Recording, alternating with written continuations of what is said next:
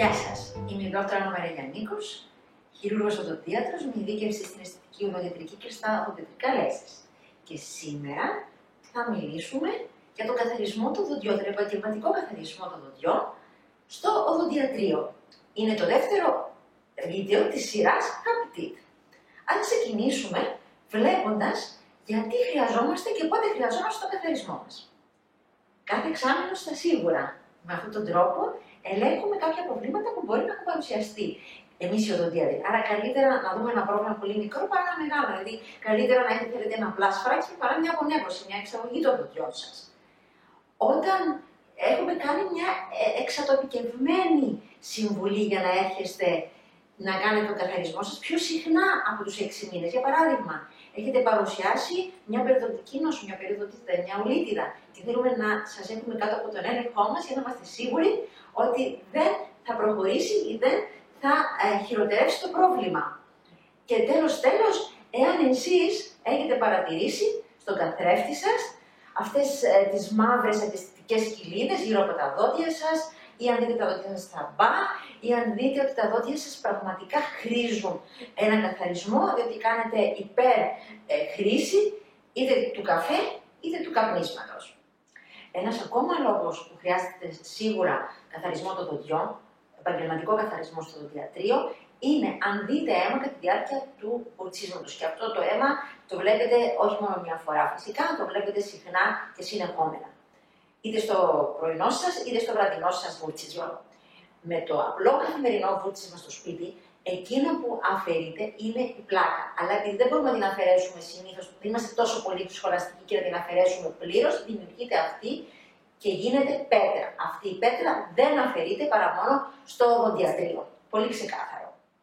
Πώς γίνεται τώρα ο επαγγελματικός καθαρισμός στο οδοντιατρίο? Με το που έρχεστε, σας παίρνω μια μίνι συνέντευξη έτσι ώστε να γνωριστούμε κι εμείς καλύτερα με τα δόντια σας. Γνωρίζουμε τις διατροφικές σας συνήθειες καθώς και το πώς τα βουρτσίζετε.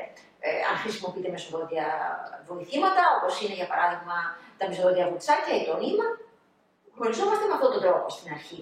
Και ακολούθως γίνεται η κλινική εξέταση που βλέπουμε και μελετάμε τα δόντια και γίνεται ο καθαρισμός. Ξεκινάμε με τους υπέρηχους, το μηχάνημα αυτό αφού βάλουμε το gel, το αναισθητικό, ώστε να μην νιώσετε καθόλου ενόχληση κατά τη διάρκεια της επαφής των υπερήχων με τα δόντια, γίνεται η αφαίρεση της πέτρας και ακολούθως συνεχίζουμε με μια άλλη συσκευή, το Airflow, που με αυτή τη συσκευή θα γίνει πλήρως η απομάκρυση όλων των χρωστικών που υπάρχουν, αυτών των κοιλίδων, των καφέ κοιλίδων που είναι γύρω από τα δόντια σας, πλήρης απομάκρυση, όχι μόνο πάνω στα δόντια σας, αλλά και μεταξύ των δοντών σας. Οι κοιλίδες αυτές εξαφανίζονται με αυτή τη συσκευή. Κλείνουμε το ραντεβού του καθαρισμού σας, σχεδιάζοντας μαζί τον εξατομικευμένο κύκλο φροντίδας σας, έτσι ώστε να έχετε την ευκαιρία να διατηρήσετε αυτό το λαμπερό και φωτεινό χαμόγελο σε περισσότερο χρονικό διάστημα.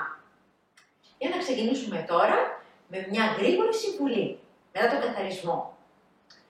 Τρώμε ενδιάμεσα των γευμάτων, εάν δεν μπορούμε να καθαρίσουμε τα δόντια μας, να τα βουτσίσουμε, μπορούμε να φάμε μία τσίχλα είτε χείου είτε τσίχλα ξυλιτόλης, η οποία έχει αντιβακτηριακή δράση και μαζί με το σάλιο που θα παραχθεί είναι ένα φυσικό καθαριστικό του στόματός μας.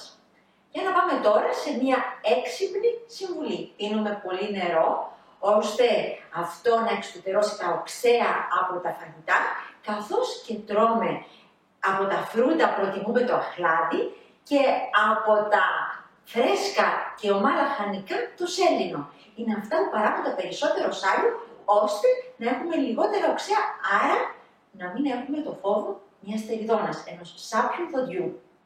Τέλος, μπορείς να φας και να πεις ό,τι θέλεις, αμέσως μετά το ραντεβού του καθαρισμού σου. Σας ευχαριστώ πάρα πολύ και για σήμερα. Ως την άλλη φορά, να θυμάσαι, κράτα τα δόντια σου χαρούμενα για να δίνεις χαρά σε σένα. Σας ευχαριστώ πάρα πολύ. Happy teeth!